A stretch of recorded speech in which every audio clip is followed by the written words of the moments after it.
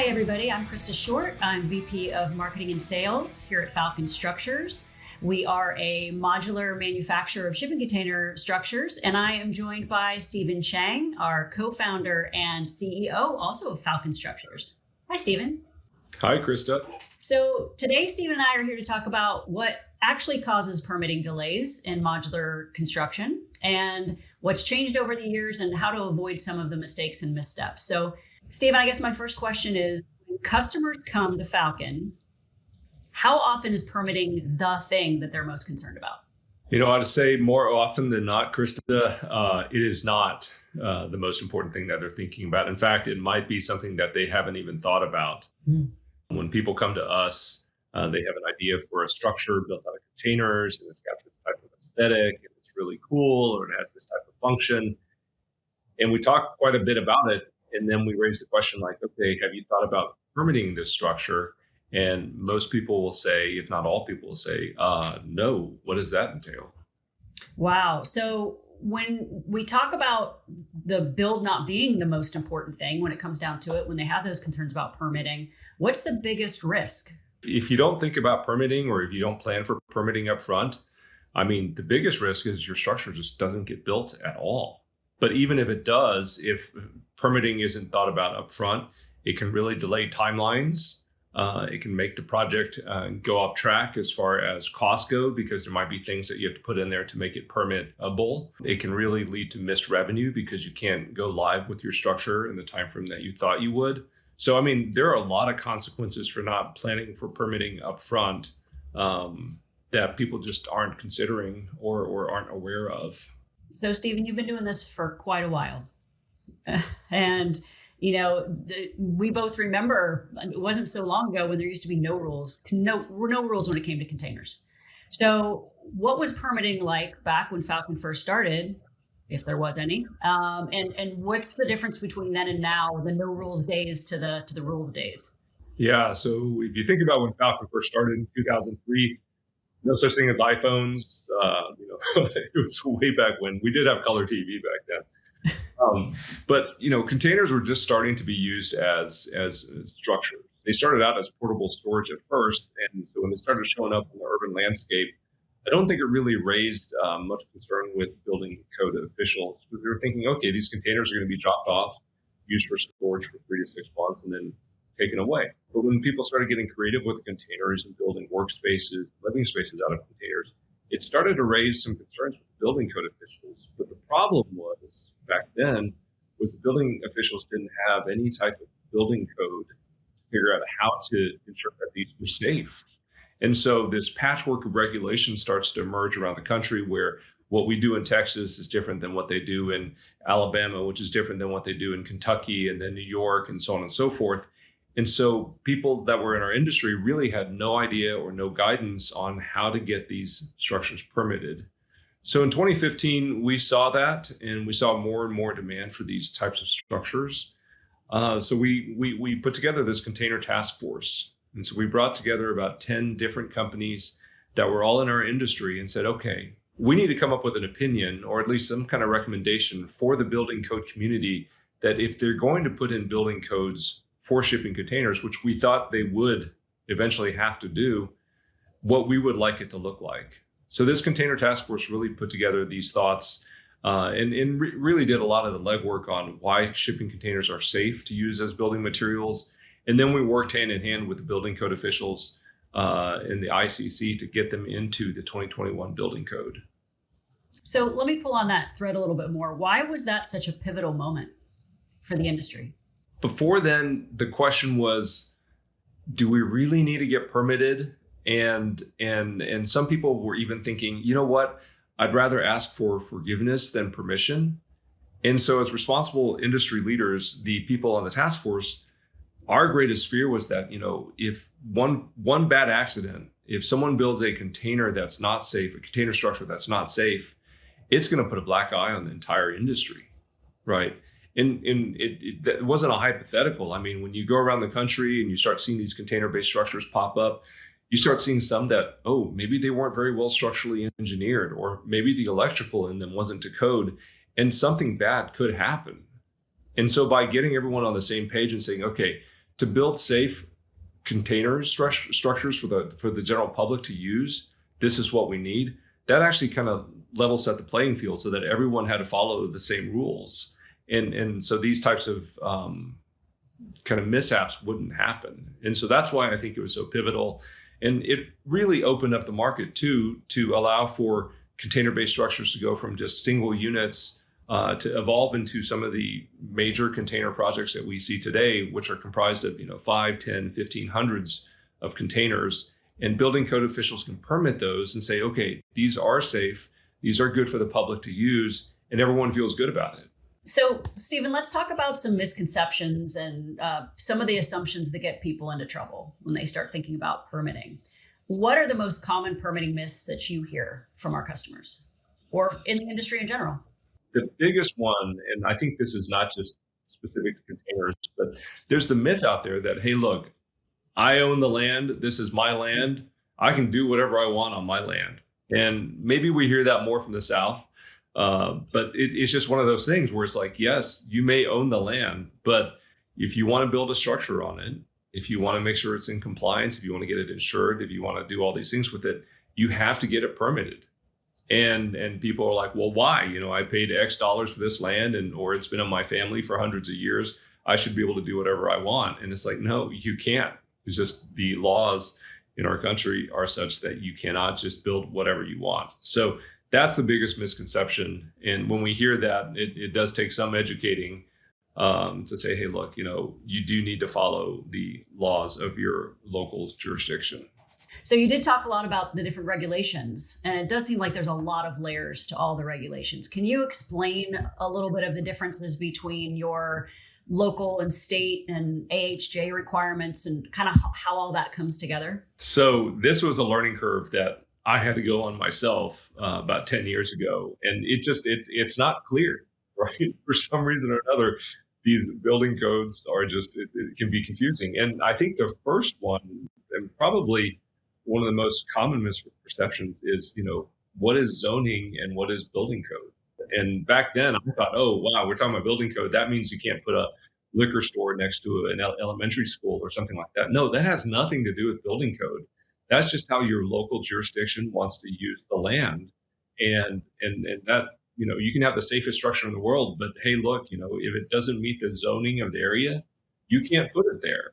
So it's really important to understand the zoning, what entitlements you have on a piece of property before you start kind of developing the idea for it. I want to put this type of container-based structures. Now, when you get into the building code itself, there are multiple levels of complexity with this. But I think the biggest one, and this is the one that we see that may be most commonly misunderstood, is that when you build a container-based structure, typically what you're doing is you're building it in a factory, right? You're not actually building it on site. Now, there are container-based structures that are built on site and built in traditional building methods. But typically container-based structures are built modularly, which means that 90%, 95% of the structure is done in the factory, right? And so if you think about it, okay, if it's done, what does that mean? That means the walls are closed up. It's got the insulation behind it. It's got the plumbing behind it. It's got the electrical behind it. And guess what? When it shows up to the building site, the local building inspector comes out and they look at it and go, wow, okay, was this thing built to code? And you're like, oh yeah, of course it was. We built it in our factory over here. And they're like, well, sorry, pal, I can't tell because I can't look behind the walls. And you're like, well, what do you want me to do? And the building code official says, well, I have no choice. You got to tear down the walls so that I can look behind them. And you're like, well, I put this really nice drywall finish or put this really fancy paint on it. What do you mean I have to do that? That would destroy the whole project. And so how do the laws actually encourage this form of construction, this modular construction? How do they support it? Is there are modular building programs that are on the state level typically, and there are about 40 states in the US that have these modular building programs that allow you to do what's called closed construction. You can finish it in the factory to 90, 95%, and it's being inspected in the factory as it's being built so that that local building code official can have the confidence that when they come and say, okay, what's behind the wall? You're like, this is what's behind the wall, and it's been inspected in the factory, and here's the state seal that supports that. They go, oh, okay, great. What's next? right? It makes it a lot easier. So there's the state modular building programs that you have to account for, especially if you're going to build a modular structure using containers. But then there are the local permits as well, right? So it's a twofold permitting process. You got to work with the state, and then on the local level, they care about things like, the site design, making sure that there's an ADA restroom available, different things like that the local inspector is going to care about, how to connect the utilities, where the utilities coming from, access, egress, things related to the site plan, all those things. And typically those are done by either the general contractor or the architect for the project, because they have that local expertise that someone like a factory like Falcon may not have, because we're located hundreds of miles away. So, Stephen, let's pull on that a little bit with the different professionals. You said before that working with the wrong professionals can actually cause problems with a project or maybe even kill it. Tell me a little bit about working with the right professionals and what that means for the customer and for us internally here at Falcon. Yeah, so working with the right professional is imperative, right? You want to build a team that really knows what they're doing to make sure that this process goes as smoothly as possible. And the thing with adhering to building codes and these regulations, it's not a cut dry process. It's not clear exactly all the time how you need to go through it. So having professionals that are experienced, that can adapt and really go with the flow where they need to, that's really important. So one of the big questions that we ask when we work with a local architect or even local general contractors is like, hey, do you have modular experience? Have you worked with a modular type build before? And if the answer is no, we talk to the owner and say, hey, look, do we really want these guys learning on our dime, right? Or on your dime? The other part of it too is the supporting engineers. That's critical as well, to get the right supporting engineers that have experience. And especially with containers, the most important one is the structural engineer, right? If you think about it, containers are not just there for looks. They do bear weight, and they are structural elements in the build. And so when you get a structural engineer on board, if they're not used to working with a container, they don't know how to model it. They don't know how to model it for the seismic properties of a location or the wind loads or anything like that. And so what we've seen in the past is there have been engineers that come in and say, oh yeah, I'd love to work with a container. And then when they're designing it, they're pretty much assuming that the container is just air. And so they built an entire superstructure around the container. And you're like, wow, that costs a lot of money to build that superstructure. Why couldn't you just rely on the container's structural strengths? They're like, well, I didn't know I could. Or, oh, I just, I have to put my professional engineering stamp on it, and it just makes me nervous. It's like, well, your nervousness or your lack of experience costs the owner a lot of money, right? So it's really important to have that experienced structural engineer, experienced architect, experienced general contractor for a host of different reasons.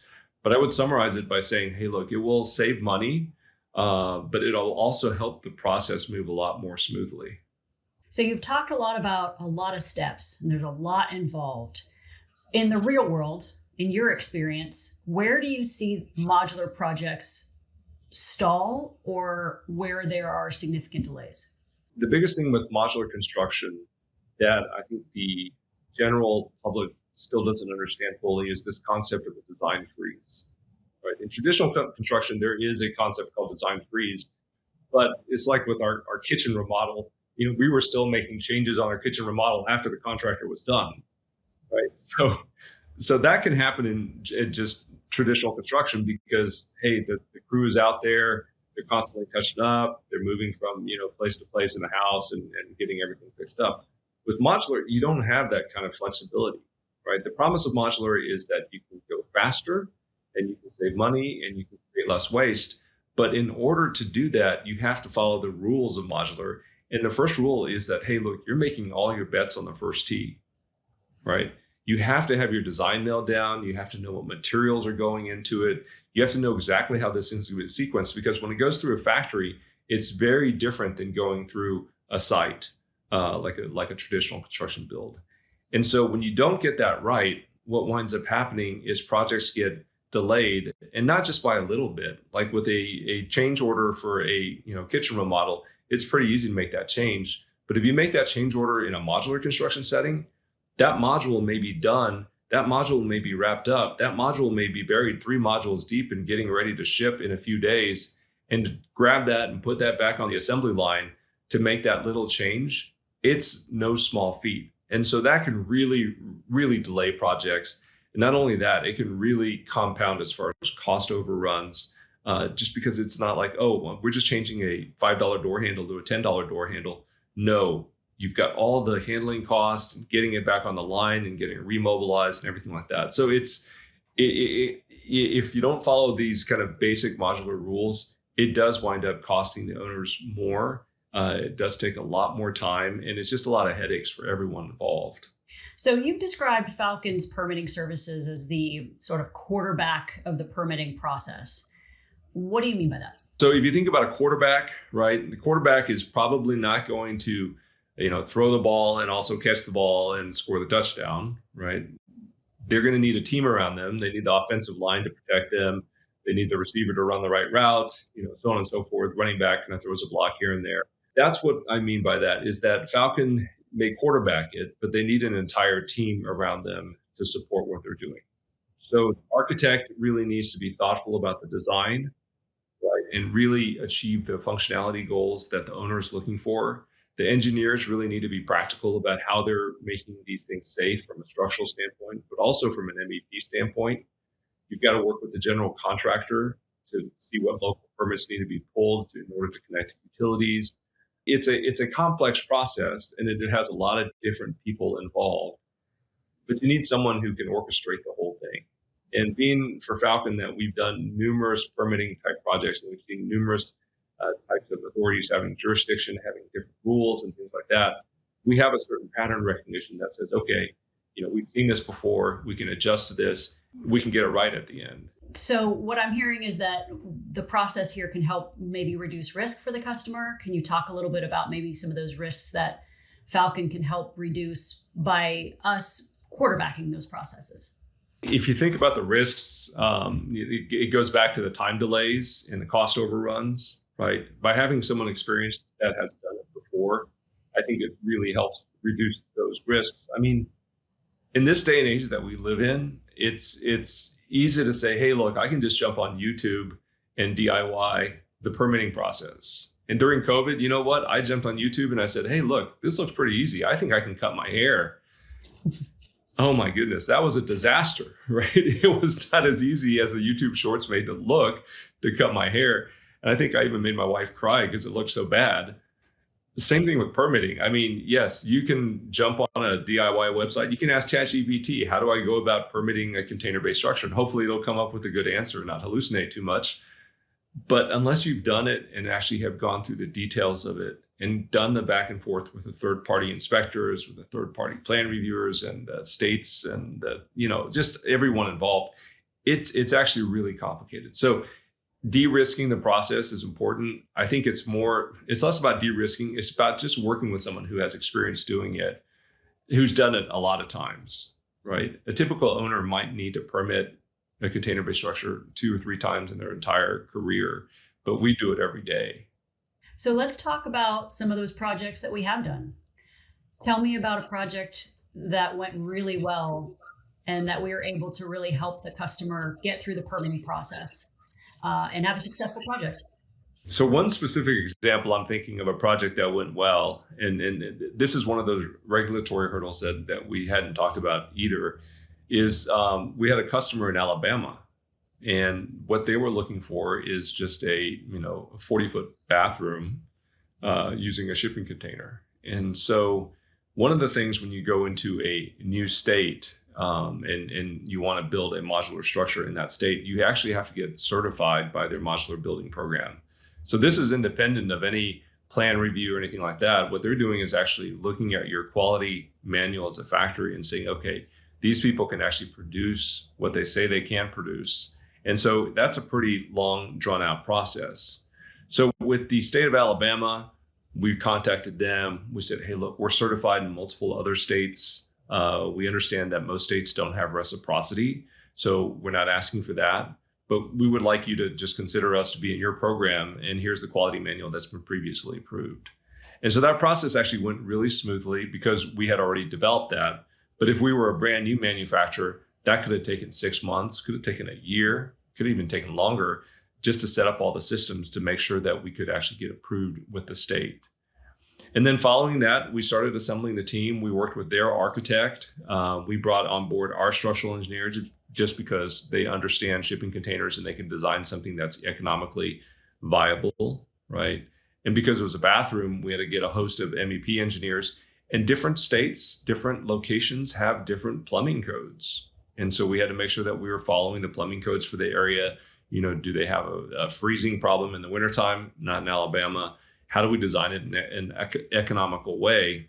And then we had to coordinate with the locals to make sure that, there was ADA accessibility and all that. And so just to get those plans through and get the plan reviewed, we had worked pretty extensively with this third-party plan reviewer before. So they understood our designs. And so we were able to get that through pretty quickly. And then building it was the last part. And that went really, really smoothly just because we had designs that we knew how to build. It wasn't something that we were building for the first time. And so start to finish, that process went really quickly, really well. The customer got what they needed. And it was, a turnkey bathroom that they really needed for that park. So that's a great example of things that went really well. Do you have any examples that could be a cautionary tale for some of our customers? Oh my goodness, yes. Lots of cautionary tales. I mean, I think going back to the first thing we talked about, like, this is my land, I can do whatever I want. It didn't have the upfront design review that was important for a code compliant unit. And it wasn't inspected in the factory before it went out because there was nothing to inspect against. So this goes through the process pretty fast. It gets to the customer site, customer installs it, and guess who drives by one day? Their local building code official. And they look at it and say, well, what is this? Where did this come from?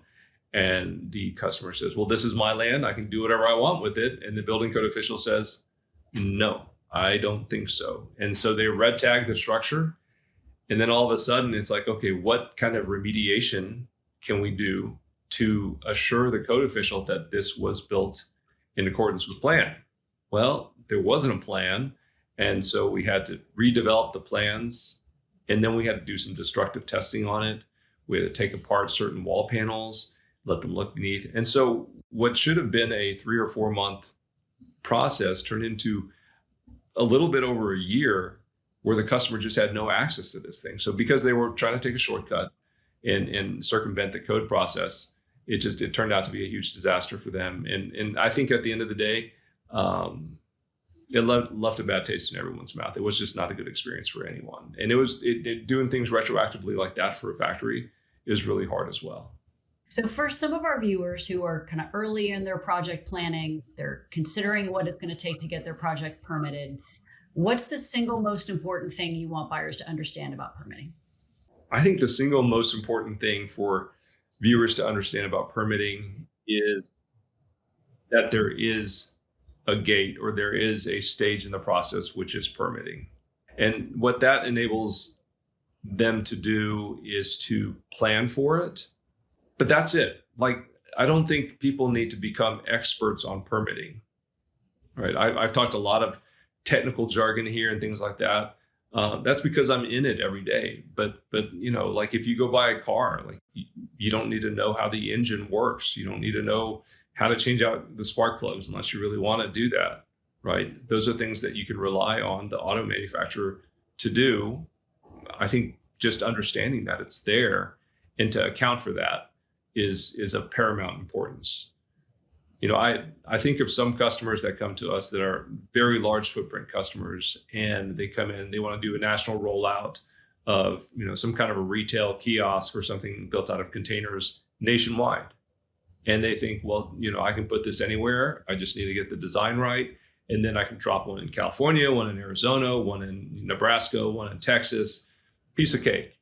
But it's not that. Like, yes, you can build for all those locations, but to get permitted in every one of those locations, unless you're factoring that into your timeline and your cost projections, you're going to look really bad to the higher ups that are approving the project to do this national rollout, because they're going to say, well, Krista, I thought you said you could get this all done in 6 months, and now it's a year and a half later and we're still caught in permitting.